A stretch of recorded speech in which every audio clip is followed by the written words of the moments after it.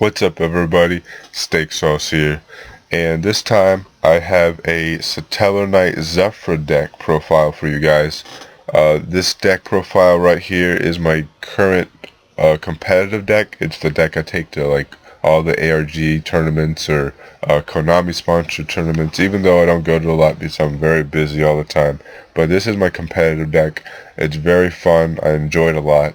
I've had it for about a month and a half, and I think I really understand the deck. You don't see a lot of Satellarknight Zefra decks running around. You usually see pure Satellarknight decks. People say the pure Satellarknight deck's more consistent, but I'm going to try to go into as much detail as I can and give you the pros and cons to this deck. Alright, so I like to play 3 Satellarknight Zefra, 1 Satellarknight Anukulai, 3 Satellarknight Altair, 3 Satellarknight Deneb, 1 Satellarknight Vega, 3 Satellarknight Zefra, 1 Raigeki, 3 Rotas, 1 Soul Charge, 2 Pot of Dualities, 1 Book of Moon, 3 Oracle of Zefra, 1 Bottomless Trap Hole, 1 Torrential Tribute, 1 Compulse, 1 Vanity's Emptiness, 2 Oasis of Dragon Souls, 3 Fiendish Chain, 3 Call the Haunted, 2 Stellar Nova Alpha, and then 1 Psalm Morning. Alright, so the biggest difference between a pure Satellarknight deck and the Satellar Zefra deck is that the Zefraknights, they give the deck a lot more power. Typically, unless you had Raigeki or Book of Moon in hand, Deneb, Denko Sekka would win against any pure Satellarknight deck just because they set everything. So basically a Denko Sekka with a flipped up vanities would be kind of game over almost for a pure Satellarknight deck. Of course there's a nuke that has 1800 or you could crash with Altair, but you get the point that the pure Satellarknight deck sets a lot of cards and has a hard time getting over some other cards. For instance, Royal Decree would be a huge thing or a huge obstacle for the pure Satellarknight deck. And the Zefraknight deck, you have Zefraknight, which on normal flip or pendulum summon, you can target one other Satellarknight or Zefra card in your monster or pendulum zone, and one set card your opponent controls and destroy them. And then Zefra does the same thing except for face-up cards. So you can activate one of them in the pendulum zone, normal the other, and automatically just destroy a card. For me, being a Mermail player, I see them as a marksman and a heavy infantry, but since they're pendulum cards, you have unlimited access, basically unlimited access to them. So they're very powerful cards and they get you outs a lot. Since you're playing 3 of each, you had to cut back on the Satellar monsters, obviously. You play the triple Altair and Deneb because they are the best 2, and then a nuke is a very good setup card, and then game 1 you always just play a Vega just because you can go into easy 2 monster rank 4 plays if you still had to attack. So the monster line was pretty standard, excluding the Zefra cards because not a lot of people run a Zefra Satellarknight deck. Spells are kind of standard for the Satellarknight. You got your Rotas and Raigeki and the Soul Charge. Polydualities just for like first turn consistency if you don't draw very well. And then the Oracle Zefra is like a Rota, except for Zefras. You activate it and you get a Zefra card. And then since you XYZ summon the most, you're gonna get the Dark World Dealings effect where you get to draw and discard 1, which is pretty good for setup. If you don't have an ideal hand, you can just draw and discard something. The traps are pretty standard. You got the calls Oasis of Dragon Souls and Phoenix Chains to recycle with Trevor's effect. And then I only played 2 Stellar Nova Alpha because the card says you must send one face-up Satellarknight you control to the grave and negate something. But with Zefra cards, if you send them to the grave, they go to the extra deck. And with Alpha Nova or Nova Alpha, you have to send them to the grave, so they wouldn't work with the Zefra card. So that's why you only play 2 instead of 3. Of course, if there had been rumors that Harpy's Feather Duster might come back, if that was the case, I would definitely play 3 so I could open up with Stellar Nova Alpha, and then I'd also add in Sky Bridges or something to make sure I have a Satellarknight that can go to grave. But yeah, and then the 1-ofs are pretty standard for back row. I think that's all I have to say for the main deck. Just the Zephyrs add a lot of power and help you give outs to trouble cards like a Denko or a Vanities or a Royal Decree or something. They give a lot of power, and then plus they're still 4s and they're searchable by the Neb. So yeah, there's still. I don't see why people say this deck is less consistent. The searching power is still here. All you have is a lot less back row. But if you play your cards right, it shouldn't matter. Now for the extra deck, I play 1 Satellarknight Constellar Diamond, 1 Satellarknight Delteros, 1 Dark Rebellion XYZ Dragon, 1 Constellar Omega, triple Stellarknight Trevor, 1 Heroic Champion Excalibur, 1 Castel, 1 Exciton Knight, 1 Bujantai Tsukiyomi, 1 Abyss Dweller, 1 Gaga Cowboy, 1 number 86. I don't know his name, it's hard to pronounce, so I'm just calling him number 86. So 1 number 86 and then 1 number 80 Rhapsody Berserk. There's not a lot to say. The diamond's pretty standard for the Burning Abyss and Shadal matchup. A lot of people I know play multiples of Delteros, but I play 1 just because there's no space for my extra deck at least.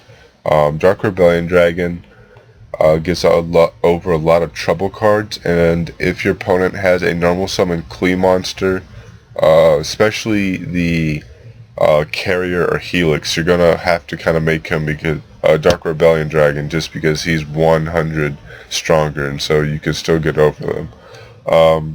This is probably my favorite monster to go into, Constellar Omega, just because it lances itself, and it's 2400, which is pretty big.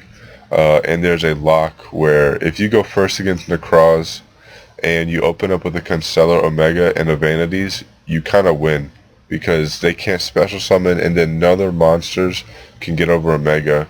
The only way to get over it is normal summon Dance Princess and then activate Decisive Armor on the Dance Princess, but that would take, some turns and searches. This is the boss monster of my deck, Trevor. I would call this Trevor Turbo, but it's not Trevor Turbo. What my deck, or what I like to try to do with this deck, is loop Trevors, because they're all once per turn, so that means you can activate a Trevor's effect, make another one, and then reactivate it. It's a compulse for everything, so if they have a lot of extra deck monsters, they go minus, it plucks cards from hand, and it floats when it dies. Personally, I think Trevor is one of, if not the most broken monster in the game of Yu-Gi-Oh! Today. Sure, you've got your Necroz of Valkyris and Trishla, and, Klee Towers or whatever, but Trevor is one of the only monsters with 3 tiers of effects: the on-summon effect, the activated effect, and the graveyard effect.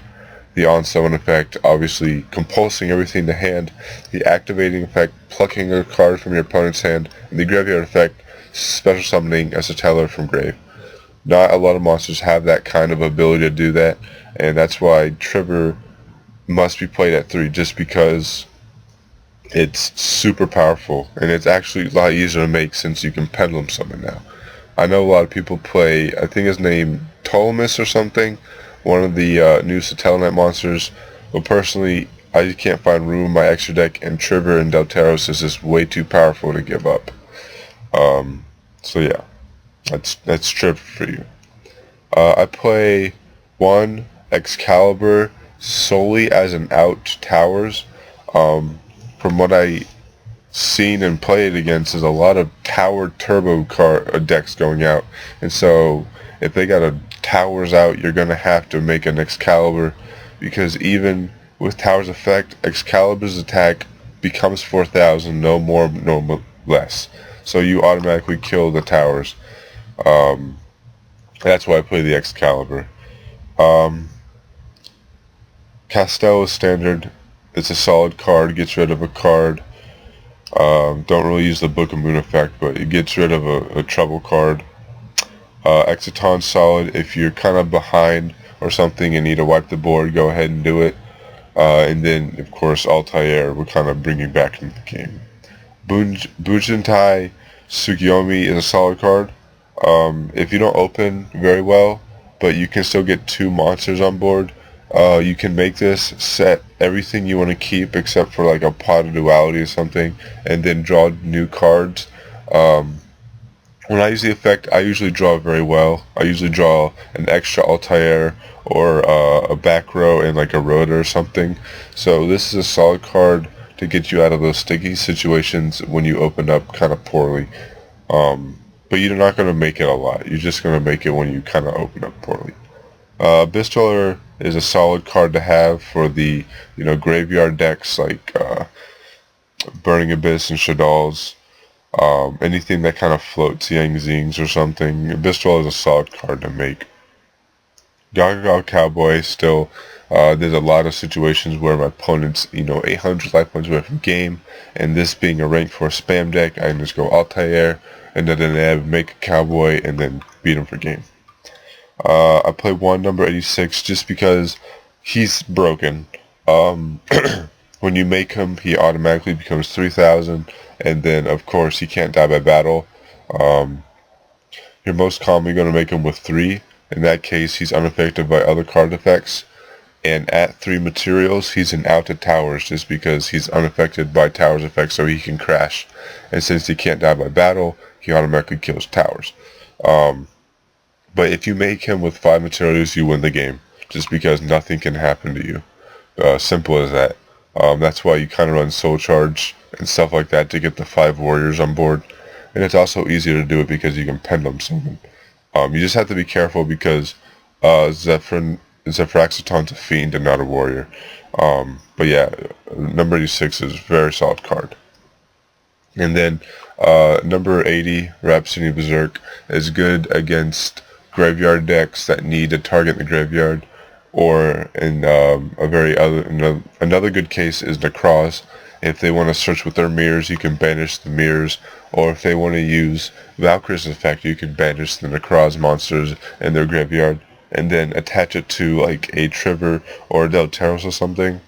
And being a rank 4 spam deck, this is nothing really. You can just easily make it and attach it to one of your big guys. So yeah, it's a solid card, especially in this deck and with the current meta.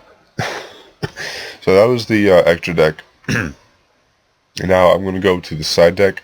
Since this is my competitive deck, I do have a side deck, and it often changes, but this is what I have for now.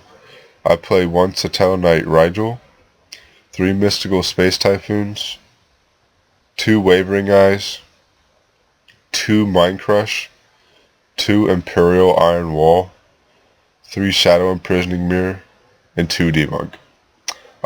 This side deck is made to kill the meta, basically. Or each card, I know this specific matchups they're supposed to be. Satellarknight Rigel is to get over Winda or Unicorn. So if they have a Winda out, you can just normal summon Rigel, activate effect, he becomes 2400, and then you kill Winda. Same thing with Unicorn. If they have Unicorn out, normal summon Rigel, activate effect, so he becomes 2400, and then you kill Unicorn. That's why I run him.